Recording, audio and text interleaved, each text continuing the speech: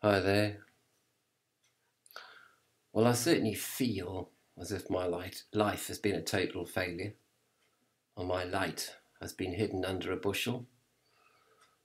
I think you can see here that various forces of self sabotage have been conspiring against me all my life. But the result is, I think, debauchery, which is a tarot card I would choose for myself. And debauchery, well, clustered around debauchery is certainly apathy. Um, Lack of direction, lack of commitment to anything, lethargy, sloth, slacking off. I've been a hippie all my life, really. I don't look like a hippie, but I am a hippie in my heart.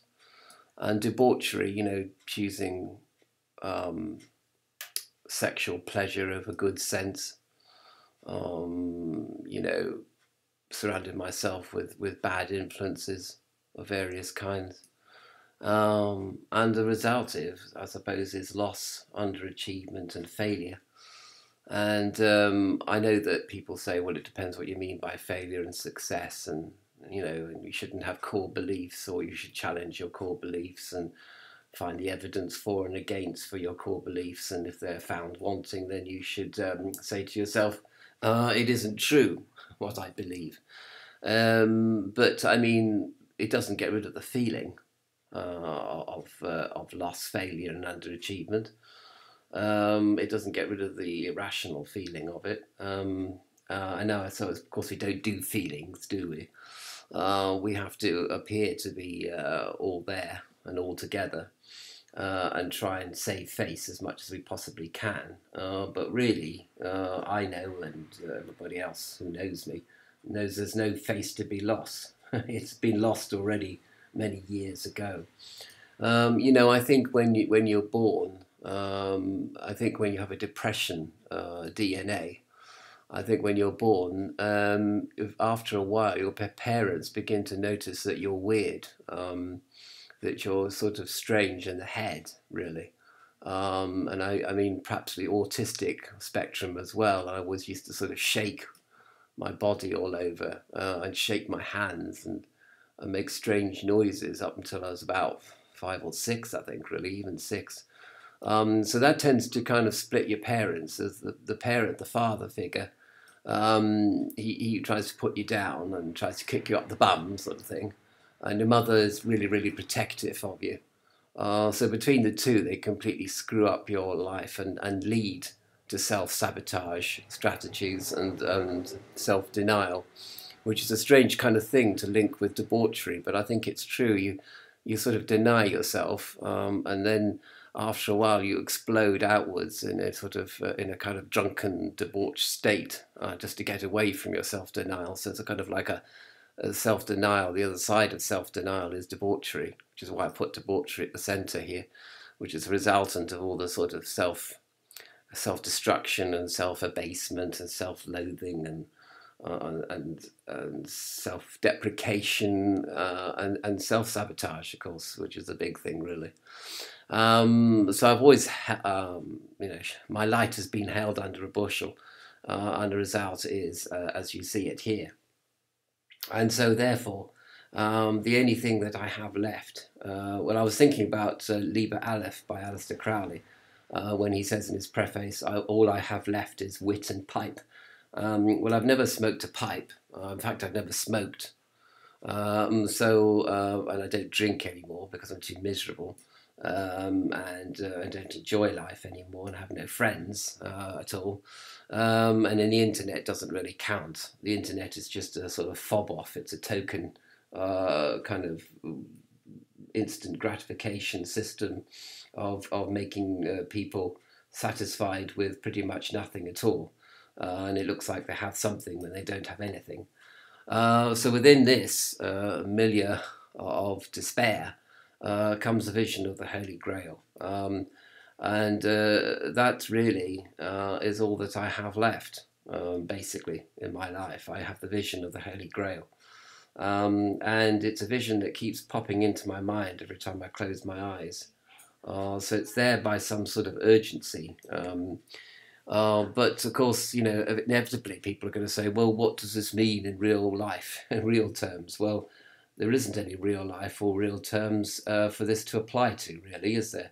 I mean, if this is the world of the demiurge, then basically failure in the world of the demiurge is actually doesn't mean, well, it means the same as success. In other words, it means nothing at all. So there you are. I have actually defined success and failure for you. It doesn't make any difference whether whether you're a famous person or not a famous person, or whether you're a creative person or not a creative person. It means absolutely nothing ultimately, because the soul is in this prison. And I mean, you can paint the walls of the prison bright colours if you want. You can paint the walls of the prison with beautiful Michelangelo paintings. You can have music coming over the tannoy system of the prison, and it could be Mozart or Beethoven or Steve Reich or whatever. It doesn't make any difference. It's still just prison music. You can have sculptures in the prison grounds, and they're still just in the prison. The point is that whatever we do doesn't amount to a heap of nuts, really, basically, however wonderful. And I mean, you see people on YouTube, being virtuosic, and these little kids that can play the violin like adults, and all this kind of stuff. It looks really good on Facebook and Twitter, and everybody goes ooh and ah. But ultimately, it doesn't mean anything. And you sort of feel guilty and ashamed for saying that. I mean, you feel negative for saying that. And people judge you as being negative for saying that. But in actual fact, in terms of the ineffable worlds, you're actually being incredibly positive by saying that, in actual fact. And anyway, people don't ever think that they are any good, or they have arrived anyway. They're always putting themselves down. I mean, one sees the parent, that the child is a prodigy, and the parent is never satisfied with what the child does. They don't let a child be childlike ever. They just want them to be performing monkeys. Well, Mozart was the same. I mean, his father just treated him like a performing monkey, really, and we just showed him off to people. It was all an ego trip, really, for Mozart's father on one level. And yet, because of that, we got Mozart. So, but what does Mozart actually mean in the grand scheme of things? Absolutely nothing at all. And he died in a pauper's, shoved in a pauper's grave, penniless and in debt. It doesn't really matter. Van Gogh, his paintings sell for millions now, but he only sold one painting in the whole of his life. He cut off his ear, or actually had his ear cut off by somebody he was fighting with. He was nuts. I mean, basically, I always think, well, creativity doesn't mean anything. You'd rather be sane than creative, really. Do you know what I mean? But then you'd be saying, oh, I wish I could be creative. So you're never satisfied with anything anyway. So within all this turmoil, the dialectical worlds, the vision of the Holy Grail comes back every time. It repeats itself over and over and over again, like a repeating, well, the image becomes a mantra or a mandala, I suppose. It just repeats itself over and over. There are quite a few variations when I have the image of the Holy Grail. There's lots of variant images, but they're all of the Holy Grail. And if that's all basically, if I was going to be creative, that's basically all I would be creative about. They would all just be images and musics and magics of the Holy Grail. There wouldn't be any other image in my mind, basically. If I did any drawing or sculpting or creating music, it'd all be for the Holy Grail. And in that sense, I suppose creativity is really good if it's directed towards the higher purpose of expressing the ineffable worlds in some way. Then the demiurge can't really do much about that, I find. Well, actually, the demiurge is doing something about that, but that's for another video. Where I describe, in fact, how the demiurge is actually controlling the prisoners in the prison ship that we all find ourselves in. And I mean, I have no doubt that this is a very pessimistic point of view. But I think pessimism is part of being a Gnostic, actually. You are a rather pessimistic, a lonely, disassociated, alienated person. I think to be a Gnostic is to be that, because you can see that you're in a prison cell, and you can see that you're in a prison, and everybody else around you is a prisoner. And however much they cheer up the place, or try to cheer up the place, or even reform the sadistic guards slightly, a little bit, they're still guards, and nobody has you in there with their regards. You know what I mean? I thought so. Basically, I'm saying to you, I think really there isn't any application of Gnosticism to real life. You know, that the vision of the Holy Grail is a life buoy, or a life ring that's been thrown to you by God or by Jesus. And it's the only thing that you've got. You've got nothing else. And if you think you have anything else, you're deluded, really.